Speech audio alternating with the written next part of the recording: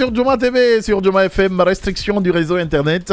Le barreau de Guinée condamne la démarche. Vous aurez à laisser vos avis et commentaires parce que nous allons vous ouvrir l'antenne à partir de 7h35. Vous aurez à faire le 93 ce matin. Alors, Simon Pierre, depuis près d'un mois maintenant, le réseau Internet donc, est difficile d'accès en Guinée. Depuis là, aucune sortie convaincante des autorités. Hier, 13 décembre, justement, le barreau de Guinée est monté au créneau. Il dénonce et regrette cette attitude. Pour le barreau, comme pour plusieurs autres observateurs, cela va en connivence avec la restriction de la libre circulation de l'information et aussi empêcher les uns et les autres de s'exprimer, tout simplement. Justement, cette sortie du barreau vient conforter un peu ce que décrit la population au quotidien. Ouais. Et je pense que c'est un avis et un poids considérable qui vient s'ajouter à ce qu'on dit quotidiennement. Je me rappelle lorsqu'il y avait eu cette sortie de ministre Gawal, pas mal d'avocats sur leur blog personnel, sur leur compte personnel avaient quand même fait des posts en dénonçant cela, et finalement c'est tout le barreau qui, en commun accord avec la voix du bâtonnier, va faire cette sortie-là. Je pense que c'est un poids très intéressant. Maintenant, l'autre chose que je veux dire, on sait tous quand même que le barreau, en quelque sorte, malgré une partie de son autonomie, parce qu'on peut dire que c'est des auxiliaires de la justice, mais malgré cette autonomie-là, elle a quand même eu le cran de venir faire cette sortie-là. Je veux aussi appeler les organismes de la société civile et également d'autres organismes qui pourraient également avoir ce courage-là de dénoncer. Parce que lorsqu'on revient un peu sur la sortie d'Ousmane Gawal, on se dit effectivement la raison d'existence de ce ministère, c'est effectivement Internet. En effet. S'il n'y a pas Internet... Parce que c'est aussi de l'économie numérique. Voilà, lorsqu'on parle de l'économie numérique, l'économie, lorsqu'on dit numérique, j'ose croire que ce n'est pas quand même la craie, comme tu le disais tantôt. J'ose croire que ce n'est pas les stylos. J'ose croire que c'est pas quelque chose, on va se voir entre nous ici. En effet. Numérique, on parle d'Internet. En effet. Et comme Gagné l'évoquait tout à l'heure, lorsqu'on parle d'économie numérique, il a donné l'exemple de la Côte d'Ivoire, du Sénégal. On a quand même ces pays-là qui ont pensé à dire que les transactions qui se font sur Internet échappent un peu à la fiscalité. Donc ces pays ont adopté des lois pour permettre à l'État d'avoir une fiscalité, un œil sur ces transactions numériques-là.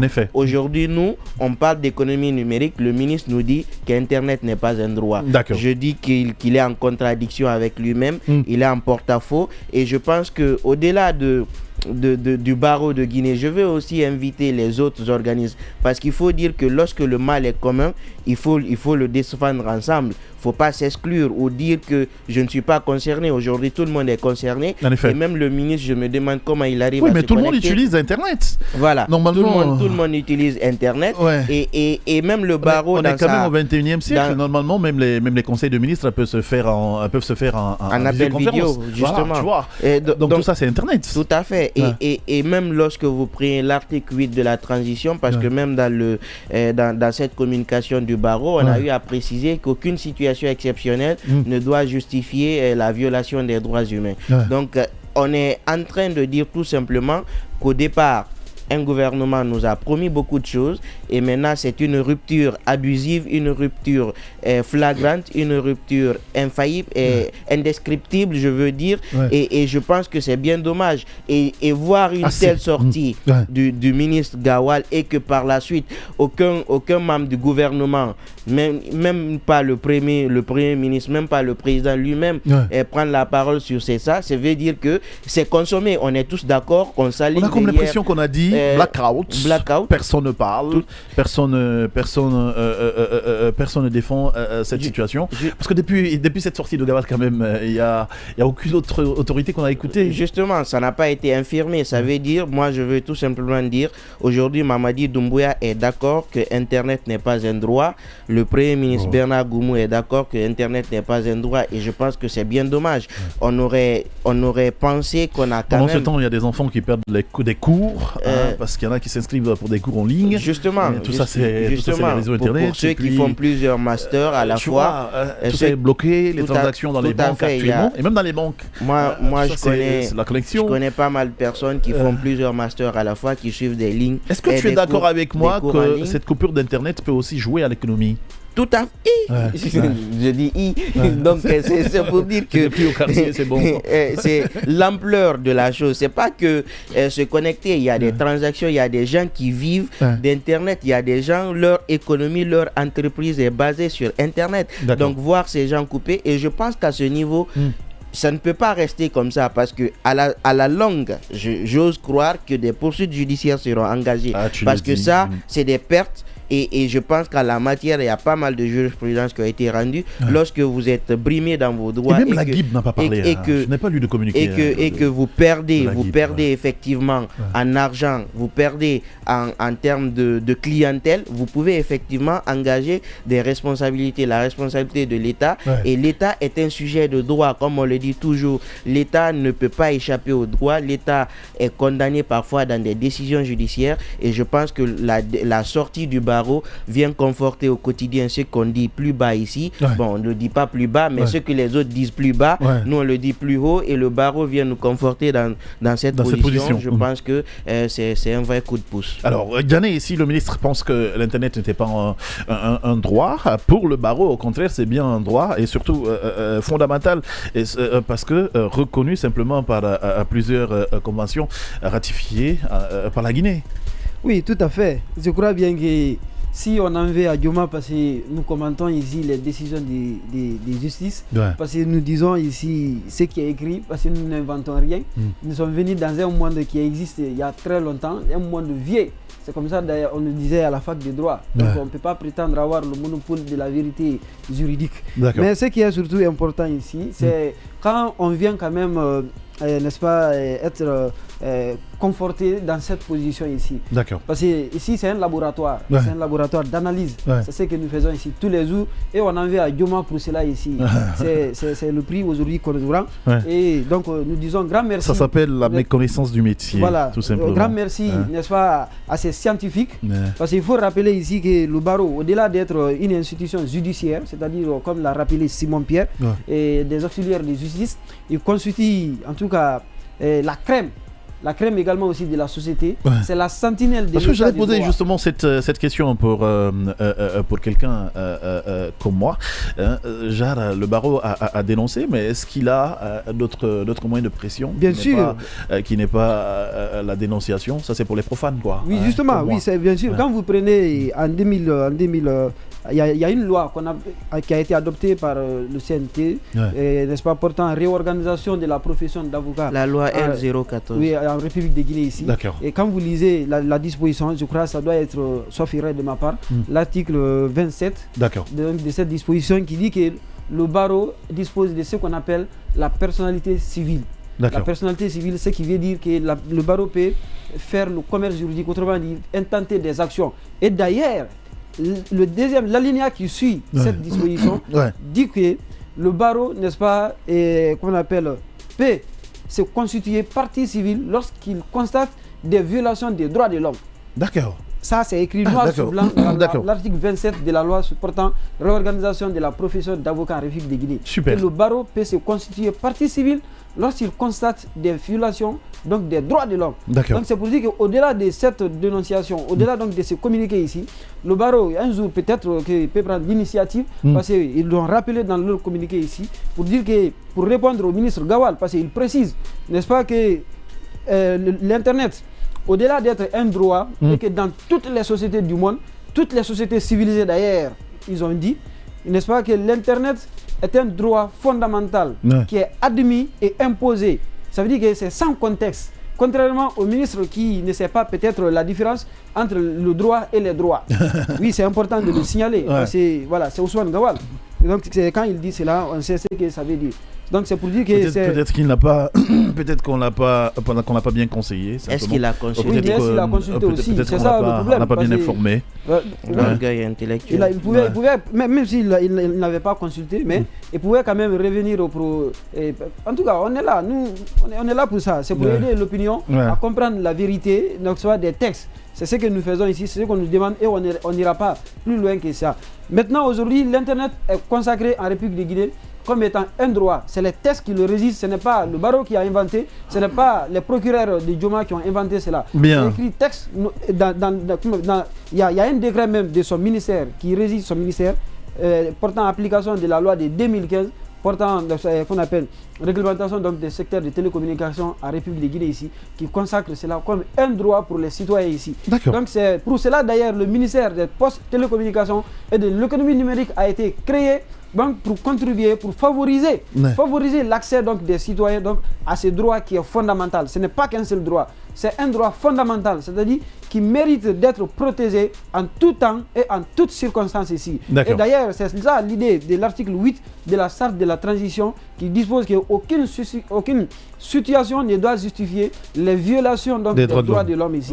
Donc, qu'on soit en période de transition, même si la gente pense qu'ils sont en période exceptionnelle, ils respectent la loi quand ils veulent et ils la violent quand ils veulent aussi. Ce n'est pas ce que dispose la charte de la transition. La charte de la transition dispose qu'aucune situation ne doit justifier les violations donc, des droits de l'homme.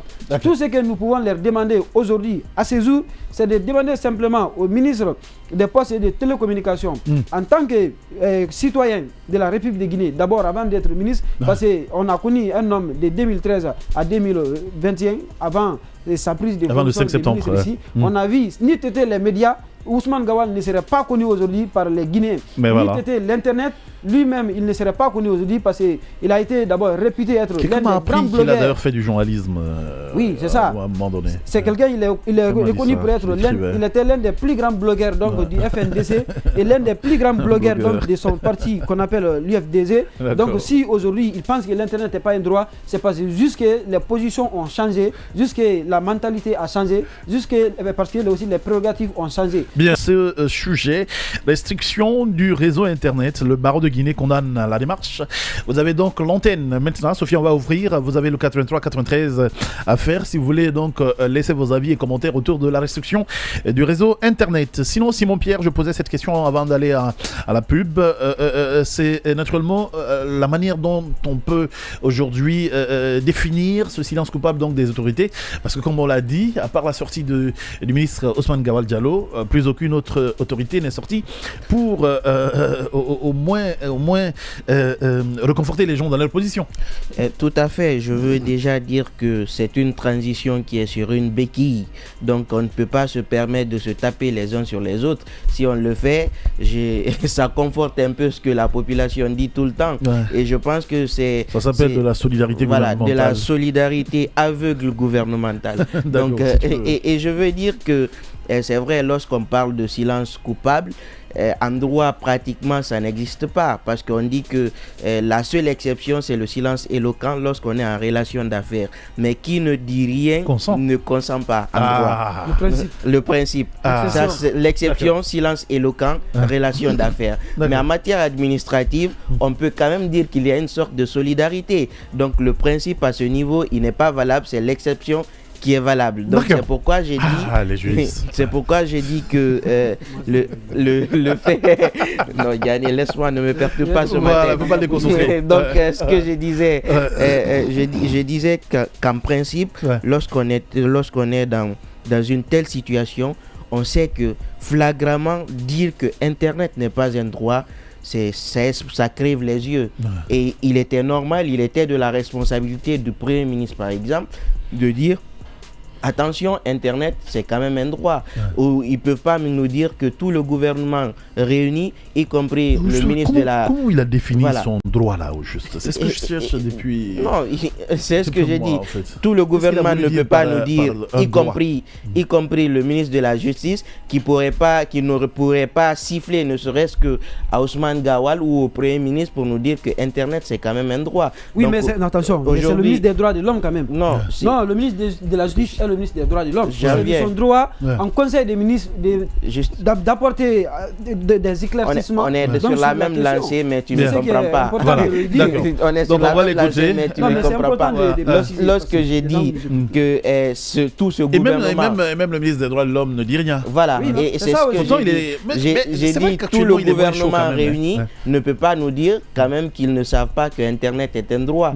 Et même le ministre de la Justice ne peut pas nous dire qu'il ne pourrait pas ne serait-ce que siffler soit en conseil de ministre, soit à son collègue et à son homologue. Je veux dire que Internet est bien effectivement un droit. Donc ce silence-là vient démontrer encore une fois qu'on a un gouvernement qui est dans un but de violer les droits et que par après rien ne va se dire, rien ne se dira et que celui même qui est garant des droits de l'homme peut se taire à un moment donné. Tu parles encore de but ou ils sont là dedans déjà? Non, ils sont là il y a longtemps. Les droits sont longtemps violés. Les droits sont violés. Et ils l'ont dit au début, si on veut on viole, si on veut on respecte. Ah, je ne me rappelle pas le Balasamra ce matin. Ils sont en train d'observer cette attitude-là et je pense que c'est bien dommage de se retrouver à la tête d'un État à occuper des hautes fonctions dans un pays et méconnaître les droits des populations. Et je pense que si on ne connaît pas les droits, on va les violer et seules les populations peuvent aussi les réclamer. C'est pourquoi je dis aujourd'hui, la démarche du barreau est une démarche à encourager, à féliciter, surtout à porter très haut comme un flambeau. Yann, finalement, ce ministère a quel sens, celui des droits de l'homme là, hein? Voilà, justement, c'est pourquoi il est conseillé dans les États modernes, n'est-ce pas, de dissocier le ministère des droits de l'homme, le ministère de la justice, parce que c'est très difficile de concilier, parce que vous avez deux prérogatives. La mission principale du ministre de la justice, n'est-ce pas, c'est d'appliquer la politique pénale du gouvernement. Et comment c'est possible? C'est très difficile de concilier l'application de la politique pénale du gouvernement et le respect de la défense donc, des droits de l'homme, surtout ici. Surtout dans une période aussi de transition où on dit carrément haut et fort que, n'est-ce pas, on applique la loi quand on veut, on la viole quand on veut. Donc quand cela est dit... Parce qu'on est en situation exceptionnelle. Oui, parce qu'ils considèrent. Mais en réalité, quand vous prenez aujourd'hui le fonctionnement de la République de Guinée, ça n'est récemment à aucune période exceptionnelle. Parce que toutes les institutions, en tout cas les institutions importantes au sein de la République qui doivent être mises en place en période normale, existent pendant cette phase donc, de transition. Sur la question aujourd'hui, la responsabilité du ministre des droits de l'homme, moi je dis haut et fort aujourd'hui, je l'ai dit hier et je le dis, je réitère aujourd'hui encore, Charles Wright c'est le ministre des droits de l'homme les plus incompétents au monde. Ah ouais? Oui, il faut faire la différence entre le ministre de la Justice, Charles Wright, et le ministre des droits de l'homme ici. Parce que c'est un ministre des droits de l'homme qui porte des accusations graves sur des personnes qui n'ont pas encore fait l'objet d'une condamnation par une décision. Parce que quand vous dites que telle personne a été retenue, disons, et d'abord inculpée pour avoir commis donc, des infractions, des délits qu'on appelle économiques ou autres, vous venez pour dire que je ne plaiderai pour aucune personne, n'est-ce pas, qui a volé l'argent du contribuable. Vous étant pourtant les gens sont en justice. Ministre des droits de l'homme, qui n'est-ce pas, qui a pour sacerdoce le respect de du principe de la présomption d'innocence. Vous vous permettez de dire que non, nous ne plaiderons pas pour des causes perdues. Mais attention, mais quel ministre des droits de l'homme avons-nous? C'est à partir de là que je te rejoins. C'est pourquoi il faut dissocier les deux. Très bien. On dit haut et fort. Peut-être qu'un ministre de la justice pouvait parler comme ça. Très bien. Mais un ministre des droits de l'homme ne peut pas parler comme ça. Voilà. Et même un ministre de la justice, connaissant les textes, le principe de la présomption d'innocence, il ne doit pas en principe se permettre de dire cela. Se permet donc de le dire de la sorte aussi. Il peut dire dans un langage beaucoup plus dur, donc en jouant sur l'euphémisme. Mais il ne l'a pas fait. Ensuite, on viole. On dit que l'Internet n'est pas un droit. Vous avez que des citoyens sont là. Le droit d'accès à l'information est consacré non seulement par la charte de la transition qui fait d'office de constitution, mais par les conventions internationales ratifiées par la République de Guinée. Vous ne dites rien. Les citoyens se lamentent. Vous voyez, les policiers qui harcèlent les citoyens dans la circulation, les gendarmes et autres qui maltraitent les citoyens et autres. Vous ne dites rien. Ensuite, ce que